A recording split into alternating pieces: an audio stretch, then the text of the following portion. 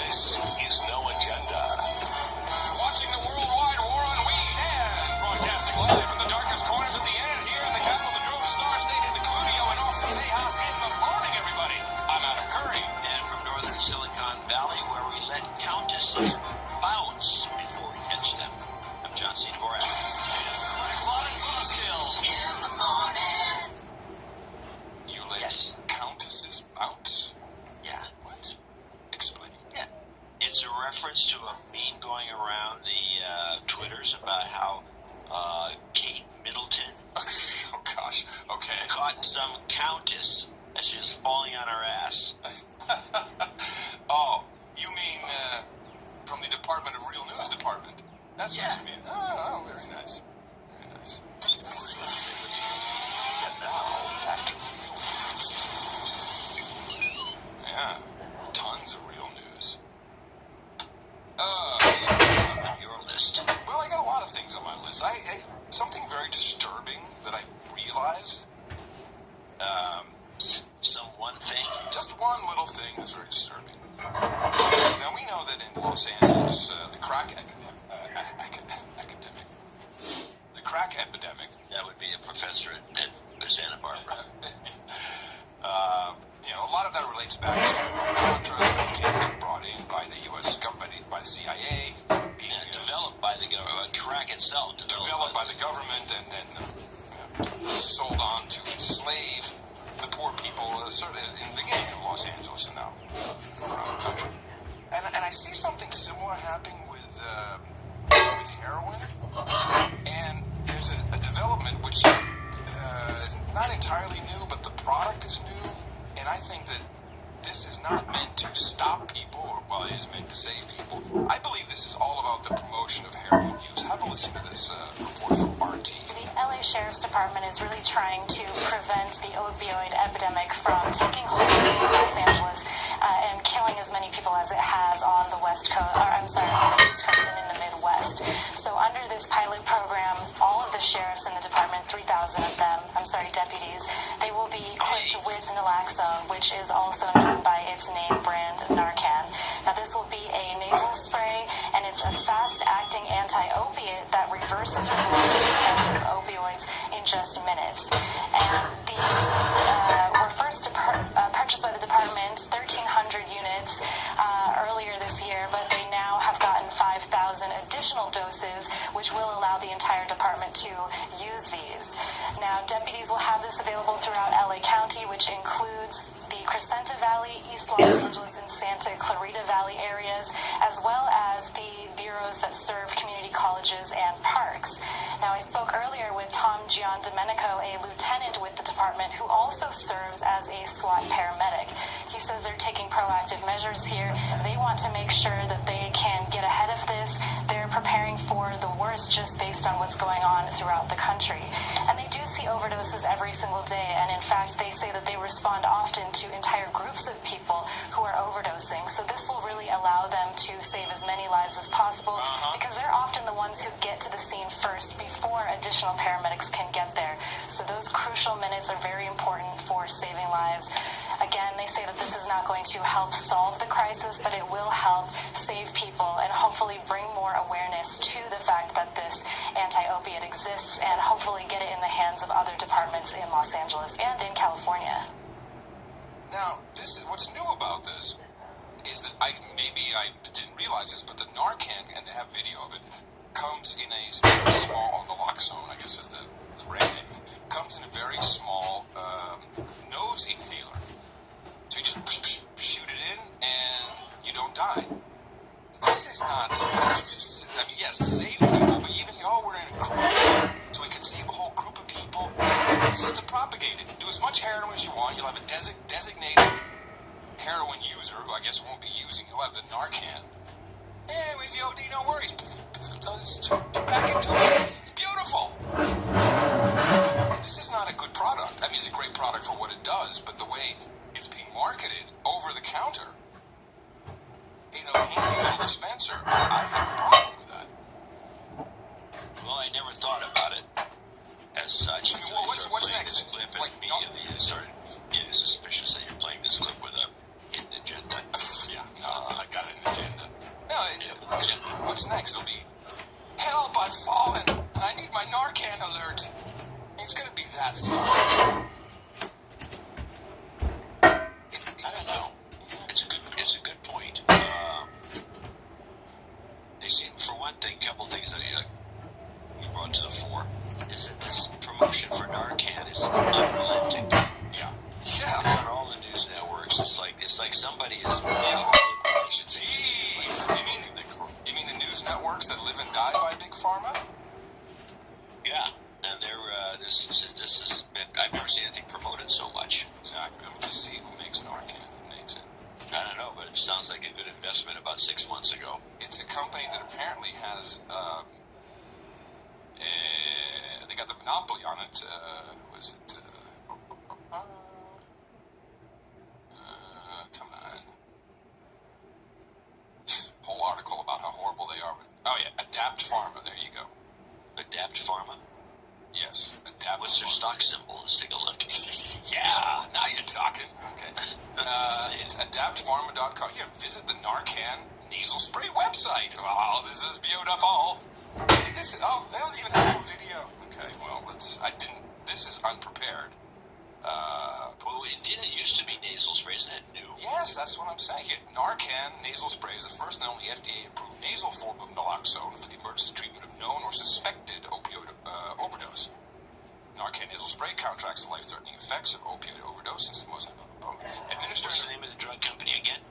Adapt Pharma, ADAPT. Yeah, tell me what's their stock doing? I'm gonna look at it. Narcan nasal spray is not a substitute for emergency medical care. Always get immediate help even if the person wakes up because they may relapse into respiratory depression. The use of Narcan may result in symptoms of acute overdose or anal leakage. Yeah. And you look at 4 milligram, they got this little you got your disposable needles, you got your disposable Narcan. It's beautiful. No one is saying, hold on a second. It's one thing to have emergency EMT supplied with this, but you can just go buy it over how to get. Let's see. Oh, it is a prescription product. I stand corrected. Oh, however, there are many states where residents can purchase directly from a pharmacist without an individualized prescription. Let's see, the state is one of them. Okay. Yeah, let me see. Read. A physician with prescriptive authority issues a written order that allows Narcan nasal spray to be distributed. Okay, so in Texas, you don't want OD in Texas. You can't get it. But it shouldn't be that hard. They'll flood the market. We can't find any Adapt Pharma or anything that is listed. They're not public. Well, I don't. It doesn't make sense to me, but they might not be. Maybe all this publicity for that purpose. Maybe they're ramping up. Let me see. Look at their news. Let me try it again. Okay, so we'll do Adapt Pharma S1. Just let's see. No, I don't see any filings. No. Okay, well, a company to keep our eye on. They will have an IPO if this continues. That's for sure. Let me look at the press releases. They usually in a typical. Yeah, they have an investor relations site, which they don't. Well, they haven't got one of those either. But usually in a press release, they'll put their symbol in the release, and I see nothing. No. But anyway, I just think we should be a little thoughtful about what's going on here. This is like, there's something skimmish about it. I agree. And that kind of leads me to another thought. Just if we can just switch gears, because I finally found Viceland on my cable box here. Viceland, the network that Vice runs. Yeah. Christina did a documentary for Viceland in the Netherlands. So now it's not on the U.S. Viceland, I think. So I take a look at it. This is a woman, millennial girl, and she goes off to France, and she's doing a whole thing about the headscarves and the burqa ban, etc. And it being Vice, the entire take was, you can't tell people very little understanding for the cultural aspect of thousands of, hundreds, not more than hundreds, 1,000 years of, and I witnessed this in the Netherlands, starting in 98, 97, when what they called straatbeeld, the street view changes, where instead of, multicultural kabasha people, it's a lot of black hoods. and it bothers people. It bothers people. Yeah, it does. Of course it does. Now, but here's the You don't problem. know what they're up to, for one thing. But here's the problem. So in France, we have no-go zones, and where the police does not go. Actually, there's a new report on Sweden now has come out and said that we have 32 no-go zones. And Okay.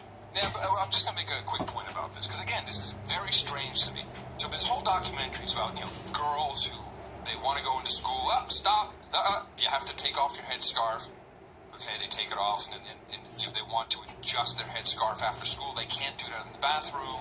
They have to go outside. There's this jacked up mirror on the playground, which is not even a mirror. It's just a shiny piece of metal, and that's what they. The whole thing it's very sad for Buff it with your blood if you these. don't. But here's the thing: they're going after schoolgirls for a choice in what they wear, and obviously, if someone's being forced, there's a lot of issues with the Sharia.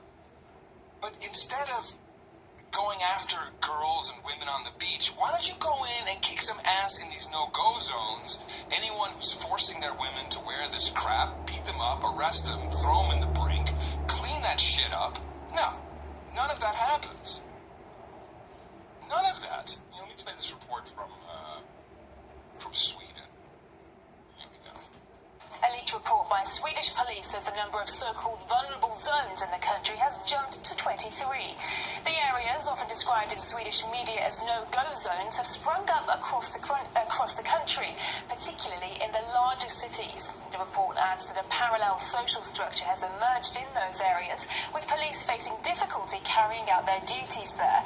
The leak partly blames Islamic extremism for the problem. Some service providers have even refused to enter certain areas. In April, mail provider PostNord wouldn't enter Stockholm's Rinkeby suburbs, citing security concerns. Rinkeby made headlines last year when police opened fire after a mob of around 30 people began attacking officers with rocks. In fact, the National Police Commissioner says the number of no-go zones is even higher than stated in the leaked report, and he also called for a change of approach. Well, we see developments in our country which are not going in the right direction always. We have a bit more than 60 vulnerable areas in around the major cities of Sweden, and we see criminality there, and we need to turn around development in those areas, and we need assistance of our other parts of society.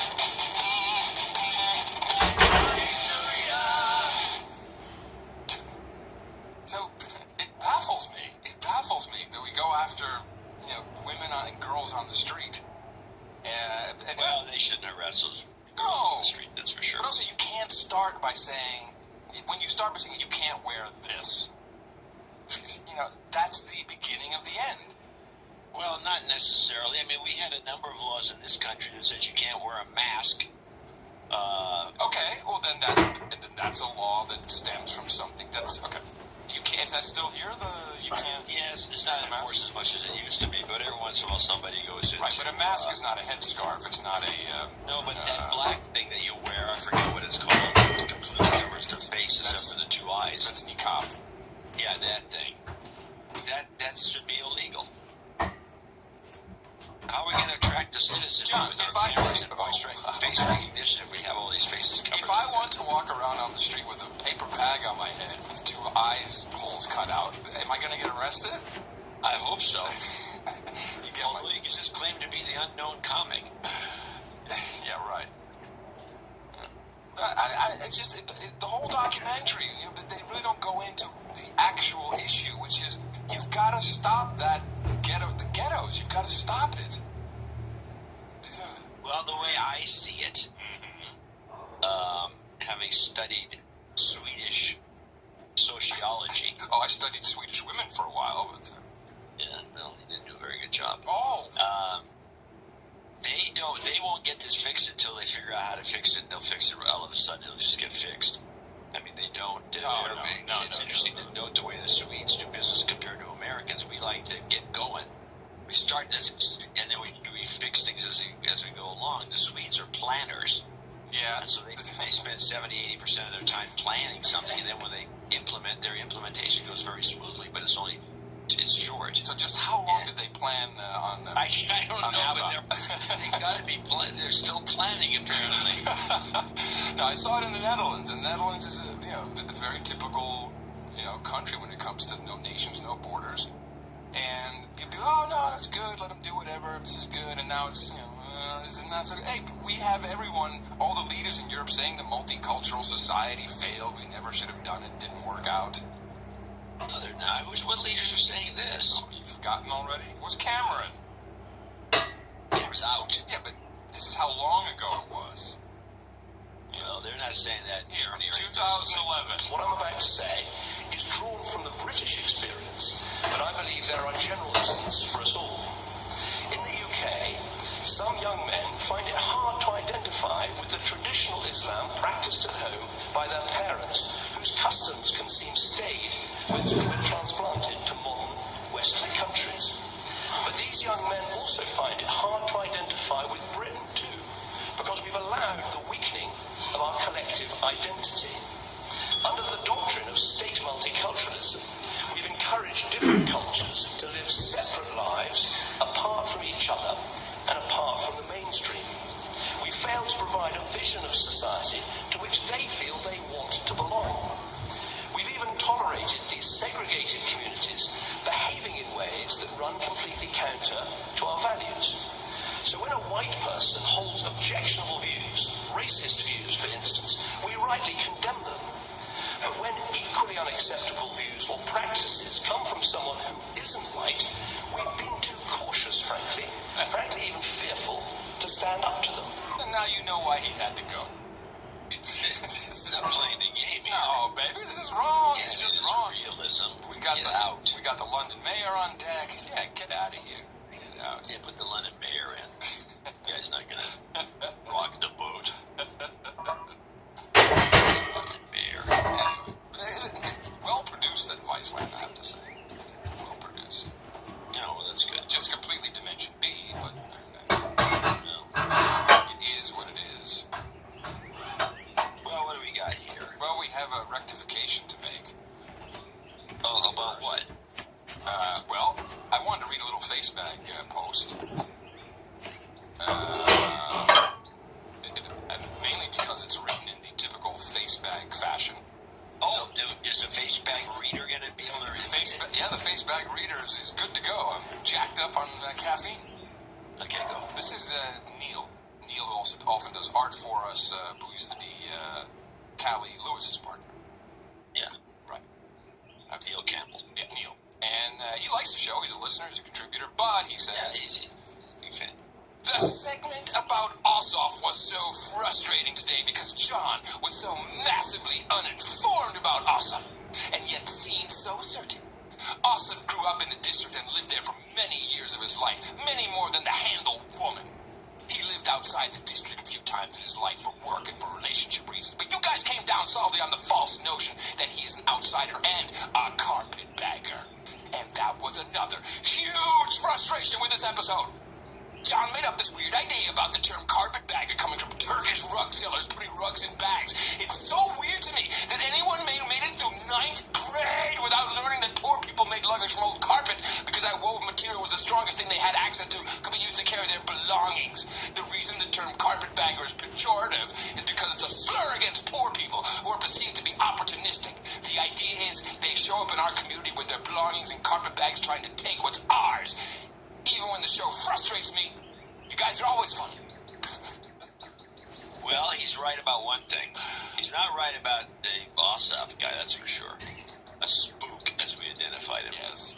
But yeah, carpetbaggers referred to luggage made out of old pieces of carpet sewn together in an awkward way. And you studied Civil War, which is surprising. Yeah, I actually knew this. That's what's irksome. It's surprising. Well, it's just I never remembered it. It's not like I've been reading a book. But it's so interesting that when people fall over a mistake we make, it's always these stupid small things. Yeah, well, you make these mistakes, so that it was an error, and whether or not poor people pack up their their belongings and go to exploit some new area really is not the mechanism of the poor. Thank you. To be honest about it. And so there was an exploitative aspect to it. And the poor in general, at least throughout history, aren't looking to exploit. That's usually, kind of an entrepreneurial class. And so that's questionable, his analysis about the poor coming down to take their stuff. So that's very dubious. But the bag thing, yes, the bag was bags made out of pieces of carpet. Since Neil did not explain, what exactly is your source, probably an unnamed source, that Ossoff was not from the area? Why is he saying he was? He lived there longer than the Handel woman. He is not from the area. I mean, he may have been in the area before or from the area. That's to it. My source is the campaign. They made a big deal about him being a carpetbagger. So it's not like a secret source. I mean, it was just part of the campaign. This guy's not. He's not now currently living in the area. Now, sure, he may have lived there when he was a kid. He may have lived there a year ago, but he's not living there now. Right. And I think that if you're going to be running in an area for Congress, you should be living in that area, not the next door neighbor's area or one block over from where the boundary is. You should be living in there. It just seems to me, I could be wrong. Maybe you could. I mean, Hillary Clinton, obviously, when she ran for Senate in New York, she wasn't a New Yorker. But the Democrats do this all the time. The Republicans have tried it. They're not as successful, but the Democrats do it all the time. There's an opening spot. Let's bring Bill in. Hey, Bill, what are you doing this weekend? Oh, speaking of Bill, Bill's on the... First of all, so Bill is out on the speaking circuit again. He looks great. It's almost as if Hillary was poisoning. He doesn't have the hammer. He doesn't have the fear of being shot. If Hillary was a shoo-in, it was she's going to win, no problem. It was either that, or maybe she was just saying, you need to shut up, and I'm keeping you sick until I'm president. And this really hasn't made the news, and I think it's real. But now the total is 14 cadavers packed up in different stages of preservation or decay have been excavated from the ground in steel barrels from the Clintons' backyard. Did you know about this? This is apparently the... What? Yes. So how come I don't know about this? Well, it's Hillary news. Why'd we put it on the news? William Mason, who owned the Chappaqua residence before the Clintons bought it, was linked to, I think, most of the victims, and he had other victims. But now another 3, which were in barrels in some crude type of preservation liquid. So I guess someone could go back later. Sure, it was a preservation liquid. You put it in lye or something. No. Not according to this report. The formaldehyde or alcohol. They say a crude preservation substance. P. Anyway, the FBI agents were digging up, and then Hillary went over and gave an envelope to one of the agents on the scene. It was an estimate from her landscaper for $340,000 to fix her yard. Sounds about right. By the house. But it's unfortunate that they have this. There's a case that then there's dead bodies showing up in their backyard. Hey, it's. I'm sure it's all just just a coincidence. That could happen to anybody. Coincidence? I think not. Anyway, so Bill's on the speaking circuit, and he's got balls now. Now he's telling it like it is. If we want to move forward as a nation. Sadly, maybe he fails to realize he's talking about his wife. I found then, still find it profoundly alien that public opinion is divorced from the real lives of real people. The rise of tribalism all over the world is basically, I'm convinced, a reaction to the profound dislocations of the global financial crisis and the speed with which all the old social and economic arrangements decades-long trend toward greater inequality. But in the end, what tribalism amounts to is politics rooted in a simple principle. It's us versus them. I want us to win, and for us to win, they have to lose. If you did that, most of you would be out of a job. Creative societies are about